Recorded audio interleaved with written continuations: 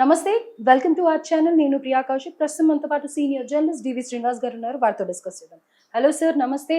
నమస్తే అమ్మా. సార్, మీ విశ్లేషణ గురించి చాలా రోజుల నుంచి వెయిట్ చేస్తున్నాం sir. Thank you so much.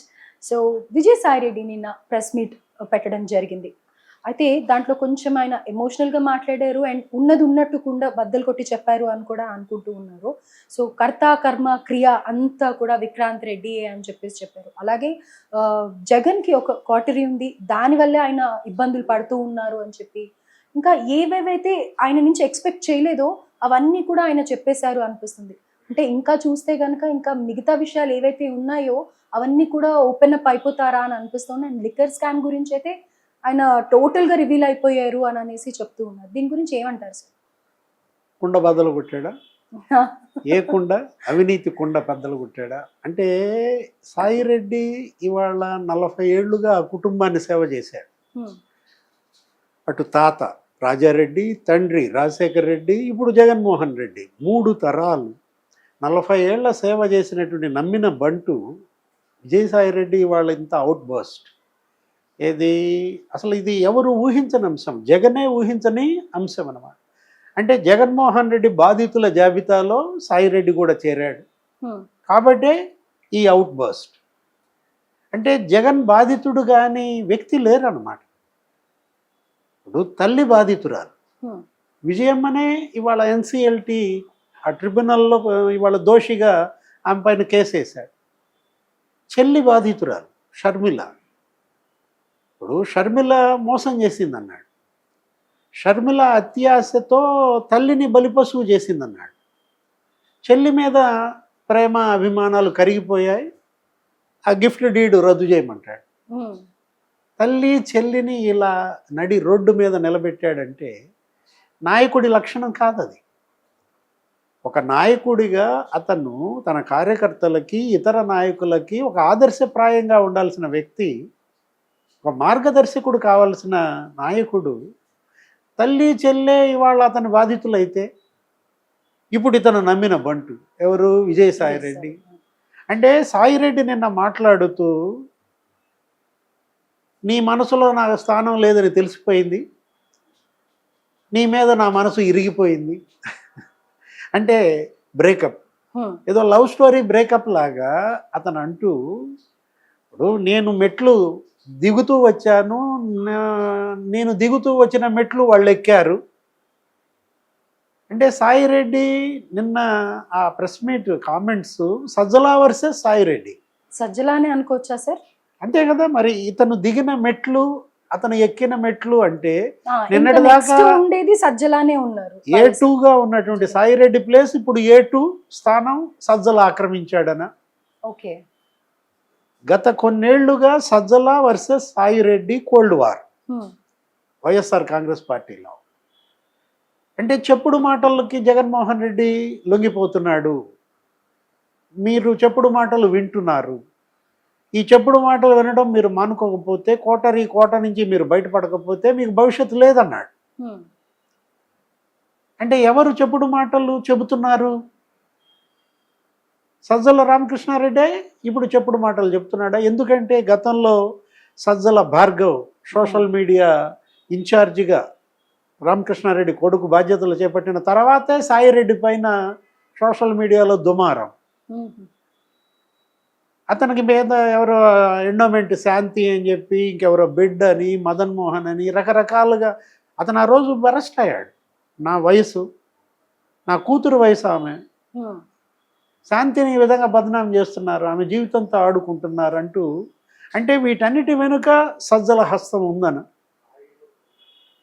నిన్న సాయిరెడ్డి కేవలం ఒక సజ్జలనే ఫిక్స్ చేయటం కాదు, సుబ్బారెడ్డిని ఫిక్స్ చేశాడు. వైవి సుబ్బారెడ్డి ఏ మెట్టు దిగాడు? సాయిరెడ్డి ఉత్తరాంధ్ర పార్టీ ఇన్ఛార్జిగా ఉన్న సాయిరెడ్డిని తొలగించి ఉత్తరాంధ్ర పార్టీ ఇన్ఛార్జిగా సుబ్బారెడ్డిని పెట్టారు. ఆ ఉత్తరాంధ్రలో సాయిరెడ్డి మొదటి 3 ఏళ్ళు మొత్తం భూ కబ్జాలకు పాల్పడ్డారని తెలుగుదేశం, జనసేన, మనం చూసాం మూర్తి యాదవ్ అనేక కేసులు, జవహర్ రెడ్డి పైన అనేక అతను పిటిషన్లు వేయటం, కోర్టులో కేసులు వేయడం. గుడివాడ అమర్నాథ్, వైవి సుబ్బారెడ్డి, విజయసాయిరెడ్డి 27,000 కోట్ల రూపాయల భూములు కబ్జాలు చేశారని, ఓకే.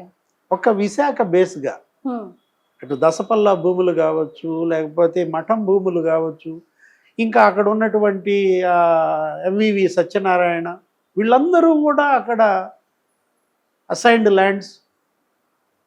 జియో 956 అని ఒకటి తీసుకొచ్చి జవహర్ రెడ్డి కూడా అక్కడ భోగాపురం ఎయిర్పోర్ట్ దగ్గర భూములు ఆక్రమించడం. ఓకే. అంటే భూ కబ్జాలు 40,000 కోట్ల రూపాయల భూ కబ్జాలు జరిగాయి అక్కడ అని చెప్పి ఆరోపణలు, పుస్తకాలు మనం చూసాం. అంటే ఇదంతా ఎలా ఉందంటే అక్రమ సొమ్ము కోసం కాట్లాటగా ఉంది. అయితే నిన్న కొంతమంది పేర్లు కూడా చెప్పారు సార్ స్కామ్లో, లిక్కర్ స్కామ్లో కేసిరెడ్డి రాజశేఖర్ రెడ్డి అని, అలాగే బెవరేజెస్ వాసుదేవ రెడ్డి అని, ఇలా వీళ్ళందరి పేర్లు చెప్తూ వస్తున్నాడు కదా సార్. అంటే ఏంటి, దీన్ని ఏ విధంగా చూడాలి అని అంటారు?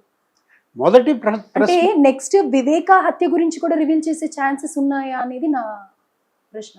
అంటే మొదటి ప్రెస్ మీట్లోనే వివేక హత్య కేసు గురించి మాట్లాడాడు. ఆ రోజు నేను ఇక్కడి నుంచి అన్ని నిజాలే చెప్తాను, దేవుడి మీద ఒట్టు అంటూ, అంటే సరే దేవుడి మీద కూడా అలానే మాట్లాడారు కదా, ఏమో చెప్పాల్సి వస్తే అన్ని చెప్పేస్తానేమో అని అనేసి కూడా అన్నారు. దేవుడి మీద ఒట్టు, సరే అది భవిష్యత్తులో చెప్పేవి కాదంటే ముందు నేను ఒకటి అడుగుతా చెప్పండి అని మన రిపోర్టర్ ఒకళ్ళు అడిగారు. గుండెపోటు అని మీరు ఎలా అన్నారు వివేక హత్య అని అంటే, ఆ రోజు నేను అవినాష్ రెడ్డికి ఫోన్ చేశాను, అవినాష్ రెడ్డి నాకు ఆ మాట చెప్పాడు అంటూ అవినాష్ని ఫిక్స్ చేశాడు. అంటే ఆ గుండెపోటు, వివేక కిరాతక హత్యని గుండెపోటుగా చిత్రించడం అనే దాని యొక్క స్క్రీన్ ప్లే, దర్శకత్వం అంతా అవినాష్ రెడ్డిని అక్కడ ఆ రోజు ఫిక్స్ చేశాడు. నిన్న లిక్కర్ స్కామ్ కింగ్ పిన్ మరెవరు, ఇతను రాజు కసిరెడ్డి అని అతను ఫిక్స్ చేశాడు. అంటే రోజుకు 2 కోట్లు వసూలు, నెల రోజులకి 60 కోట్లు వసూలు చేశారని, నీకు 60 నెలల్లో 3,600 కోట్ల రూపాయలు కేవలం కమిషన్లు వసూళ్లు చేశారని, కేసుకి 200 నుంచి 400 రూపాయలు చొప్పున, అటు బీర్ కానీ ఇటు బ్రాందీ కానీ ఒక 7 కంపెనీలకే ఆర్డర్లు ఇవ్వడం, అదొక 7 అంచెల వ్యవస్థగా లిక్కర్ స్కామ్లో ఈ వసూళ్లు జరిగాయి.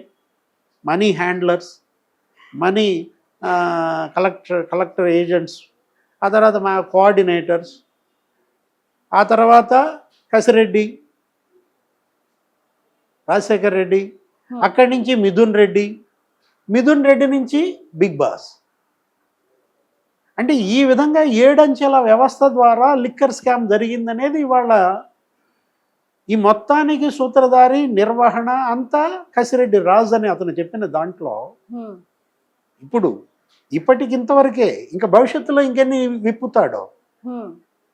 సాయిరెడ్డి నోరు తెరిస్తే ఇవాళ మొత్తం జగన్మోహన్ రెడ్డి జాతకం అంతా బయటపడుతుంది. ఎందుకంటే 16 నెలలు జగన్తో పాటు జైల్లో ఉంది అతనే.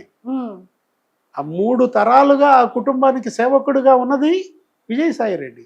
ఇలాంటి పరిస్థితుల్లో ఆ రోజు షర్మిల మనం చూసాం, ఆస్తుల కోసం షర్మిల మరి ఫైట్ చేస్తున్నప్పుడు ఒకవైపు సుబ్బారెడ్డి, మరోవైపు సాయిరెడ్డి ప్రెస్ మీట్ పెట్టారు. అసలు షర్మిలకి ఆస్తులతో సంబంధం లేదని తేల్చేశారు. ఆ రోజు విజయమ్మ ఓపెన్ అయింది. సుబ్బారెడ్డి అటు చెప్తే చెప్పాడు, సాయిరెడ్డి నీ బుద్ధి ఏమైందని ఆమె ప్రశ్నించిన నేపథ్యంలో, నీకు తెలీదా రాజశేఖర రెడ్డి కోరిక ఏంటి? ఆయన చివరి కోరిక తన ఆస్తులు మొత్తం అంతా కూడా, ఏది తను ముఖ్యమంత్రిగా సంపాదించింది కానీ, తన తండ్రి నుంచి వచ్చిన ఆస్తులు కానీ, తను పెంచి పోషించినవి కానీ 4 మనవాళ్ళకి, మనవ సంతానానికి సమానంగా ఉండాలి. జగన్ 2 కూతుళ్ళకి ఎంత షేర్ ఉండాలో షర్మిల 2 బిడ్డలకి అంతే షేర్ ఉండాలనేది రాజశేఖర రెడ్డి చివరి కోరికని ఎవరు చెప్తున్నారు? రాజశేఖర రెడ్డి భార్య చెప్తోంది. అంతకన్నా ఇంకా నీకేం కావాలా? ఈ మొత్తానికి ట్రస్టీ ఆమె కదా. బతికుంటే రాజశేఖర రెడ్డి, లేనప్పుడు కుటుంబ పెద్దగా విజయమ్మ నిర్ణయమే శిరోధార్యం వీళ్ళందరికీ. అలాంటిది విజయమ్మకి ఇచ్చిన గిఫ్ట్ డీడ్ రద్దని మరి ఇతనే కోర్టులో కేసేస్తే ఇక జగన్మోహన్ రెడ్డిని ఎవరు నమ్ముతారు? ఇవాళ Jaganmohan Reddy credibility crisis. Sir, అంటే ఒకదాని వెనకాల ఒకటి తప్పులు చేసుకుంటూ వెళ్తూనే ఉన్నారు. ఎవ్వరూ సరైన మార్గనిర్దేశకం ఇవ్వటం కానీ, లేకపోతే ఆయన కానీ రియలైజ్ అవ్వటం ఎందుకు అవ్వట్లేదు అని అంటారు. అంటే అసలు జగన్మోహన్ రెడ్డి ఒక మరబొమ్మ. అతని రిమోట్ 2 బీల చేతుల్లో ఉంది. అంటే అని మనం చెప్పేది కాదు, షర్మిలే చెప్పింది ఆ మాట, ఎప్పుడో సంవత్సర క్రితం చెప్పింది. అక్కడ ఉన్నది మా అన్న కాదని, ముఖ్యమంత్రిగా ఉన్నది మా అన్న కాదు అనగానే మనందరికీ డౌట్ వచ్చింది, అది సినిమాలో ఒకటి తీసేసి ఇంకోటి పెడతారు ఆ ప్లేస్లో, అట్లా ఇతను ఇంకో జగన్మోహన్ రెడ్డిని కూర్చోబెట్టారా, ఇది డ్యూయల్ రోల్ అనుకున్నాం. అసలు పాత జగన్మోహన్ రెడ్డి ఏమయ్యాడు అనుకున్నారు. పాదయాత్రలో ఉన్న అన్న వేరు, ముఖ్యమంత్రి అయినాక అన్న వేరు. ఇతని రిమోట్ 2 బీల చేతుల్లో ఉంది, ఒకటి బీజేపీ, రెండో బీ ఏదో మీకు తెలుసు. రెండో బి అంటే మేడం భారతి. నిన్న సాయిరెడ్డి చెప్పింది కూడా అదే, ఏది షర్మిల చెప్పిందే విజయసాయిరెడ్డి మరోసారి స్టాంప్ వేశారు.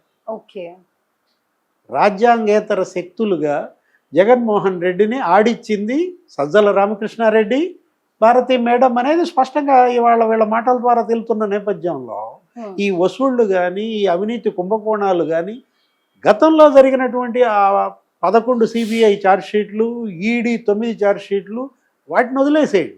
ఇప్పుడు ఈ కూటమి ప్రభుత్వం 5 ఏళ్ల జగన్మోహన్ రెడ్డి పరిపాలనలో జరుగుతున్నటువంటి అవినీతి కుంభకోణాలు వరుసపెట్టి అందరూ జైళ్ళకు వెళ్తున్నారు. అటు మైనింగ్ కార్పొరేషన్, వెంకటరెడ్డి జైలుకి వెళ్ళాడు, అదొక 19,000 కోట్ల స్కామ్ అని. ఇటు లిక్కర్ స్కామ్, నిన్న సాయిరెడ్డి చెప్పాడు, కసిరెడ్డి రాజు, లేకపోతే వాసుదేవరెడ్డి, అది 20,000 కోట్ల కుంభకోణం అని. 5 ఏళ్లలోనే జగన్మోహన్ రెడ్డి 5 లక్షల కోట్ల అవినీతికి పాల్పడ్డారని పుస్తకాలు వేశారు ప్రతిపక్షాలు అప్పట్లో, తెలుగుదేశం, జనసేన. వీటన్నిటిపైన గనక విచారణలు జరిగితే ఇప్పటికే బీనయ్యాయి. విజిలెన్స్ విచారణ, సిబిసిఐడి విచారణలు, ఏసీబీ విచారణలు వరుసపెట్టి వేస్తున్న నేపథ్యంలో వీటన్నిటిల్లో నిజాలను గనక సాయిరెడ్డి వెల్లడిస్తే మరి ఆయనను కూడా అరెస్ట్ చేసే ఛాన్సెస్ ఉంటాయి కదా, ఆయన కూడా అంటే ఇక అతను అప్రూవర్గా మారినప్పుడు ఏది రేపొద్దున ఇవాళ కాకపోతే రేపు విజయసాయిరెడ్డి 164 వాంగ్మూలం ఇస్తాడు స్టేట్మెంట్. దస్తగిరి ఏ విధంగా అయితే వివేక హత్య కేసులో అప్రూవర్గా మారి అసలు నిందితుల్ని బయట పెట్టాడో, ఆ తర్వాత Bhaskar Reddy arrest, Avinash Reddy technical arrest, కేవలం అధికారం కోసమే వివేకానంద రెడ్డి హత్య, కడప ఎంపీ సీటు కోసమే వివేక హత్య కిరాతకంగా చంపారు అనేది రుజువైన నేపథ్యంలో, సిబిఐ తేల్చిన నేపథ్యంలో, ఇప్పుడు సాయిరెడ్డి అప్రూవర్గా మారితే ఇక జగన్మోహన్ రెడ్డి జైలుకి పోక తప్పదు. అప్పుడు జగన్తో పాటు సాయిరెడ్డి అన్నా ఉన్నాడు జైలు, ఇప్పుడు ఎవరుంటారు ఇంకా, ఇక సజ్జల చేరారు. అంటే ఇవాళ జగన్మోహన్ రెడ్డి ఎవరైతే గతంలో అతన్ని కుడి భుజంగా కొమ్ము కాసిందో తల్లి, ఎడమ భుజంగా నిలబెట్టిందో చెల్లి, 2 భుజాలు తెగిపోయాయి. ఇక నీకు అక్కడ కేవలం మొండిగా నిలబడ్డాడు. అతనితో పాటు జైలుకి వెళ్ళాడు మోపిదేవి వెంకటరమణరావు, గతంలో బీసీ మంత్రిగా, రాజశేఖర రెడ్డి క్యాబినెట్లో పనిచేశాడు మంత్రిగా. అలాంటి మోపిదేవి వెంకటరమణరావు ఇన్నాళ్ళు జగన్తో పాటు ప్రయాణించినాడు. వీళ్ళంతా కూడా జగన్ కోసం జైళ్లకు వెళ్ళినాడు. ఇవాళ మోపిదేవి వెంకటరమణరావు తెలుగుదేశంలో జరిపాడు. జగన్ సొంత బంధువు బాలినేని శ్రీనివాసరెడ్డి, అంటే వైవి సుబ్బారెడ్డి కోసం బాలినేని శ్రీనివాసరెడ్డినే వదిలేసుకున్నాడు. బాలినేని శ్రీనివాసరెడ్డి జనసేనలో చేరాడు. సజ్జల కోసం ఇప్పుడు సాయిరెడ్డినే బలిపెట్టుకున్నాడు. ఇన్ని జరుగుతున్నాయి కదా సార్, అక్కడ జగన్మోహన్ రెడ్డికి రివర్స్గా ఈ అరెస్ట్ల గురించి కానీ, లేకపోతే జరుగుతున్న పరిణామాల మీద కానీ ఎలాంటి యాక్షన్ తీసుకునే ఛాన్స్ లేదంటారా? అతని చేతుల్లో ఏముంది? ఇప్పుడు జగన్మోహన్ రెడ్డి ఒక చేతగానాడు, జగన్మోహన్ రెడ్డి ఒక మరబొమ్మ అని మనం అంటున్నది కాదు.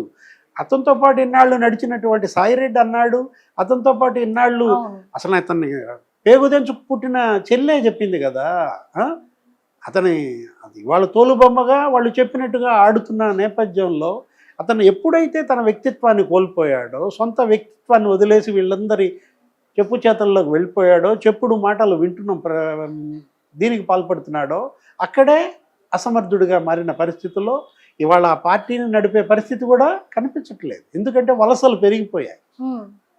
జనసేనలోకి వలసలు, అటు తెలుగుదేశంలోకి వెళ్ళిపోతున్నారు, బీజేపీలోకి వెళ్ళిపోతున్న పరిస్థితుల్లో ఇంకా ఎవరు అసలు ఆవిర్భావ దినోత్సవం నాడే ఇవాళ ఫీజు పోరు పిలిపించాడు. ఆ ఫీజు పోరు కాస్త ఏమైంది, పొద్దున్న ఫీజు పోరు అన్నాడు, సాయంత్రం అక్రమాస్తుల పోరైపోయింది విజయసాయిరెడ్డి ప్రెస్ మీట్తో. అంటే జెండా ఎగరేసాడు పొద్దున ఆవిర్భావ దినోత్సవం, సాయంత్రం జెండా బీకే పరిస్థితి. ఇక నెక్స్ట్ ఎలక్షన్ నాటికి ఈ పార్టీ ఉంటుందా? ఓకే. మరో 4 ఏళ్ళు వైఎస్ఆర్ కాంగ్రెస్ పార్టీని జగన్మోహన్ రెడ్డి నడపగలడా? ఇది ప్రజల్లో చర్చ. ఎందుకంటే నమ్మకాన్ని కోల్పోయాడు, ఓకే. విశ్వాసాన్ని కోల్పోయాడు.